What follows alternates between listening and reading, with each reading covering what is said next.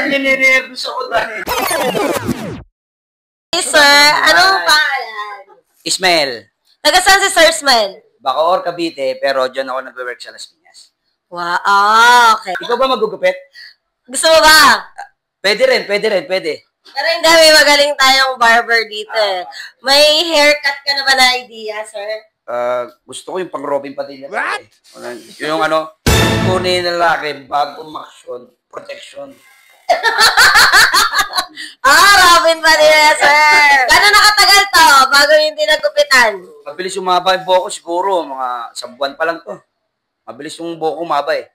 Dati pag nag-trim lang, tapos mga 1 buwan lang, pag gupit ito, 1 buwan ulit. Gwapo na naman ako.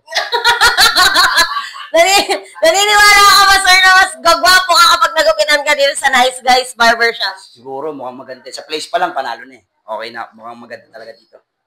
Gusto mo bang ma-meet yung barbero natin? Gusto ko na makita. Mas gusto kitang kamit. Good afternoon. Yes. How are you? I'm fine. Very good. What kind of haircut are you looking at? Robin Padilla look. Bad boys. Yeah. No, Parang nininervous ako doon eh. May magaling tayong barbero dito. Okay, let's go.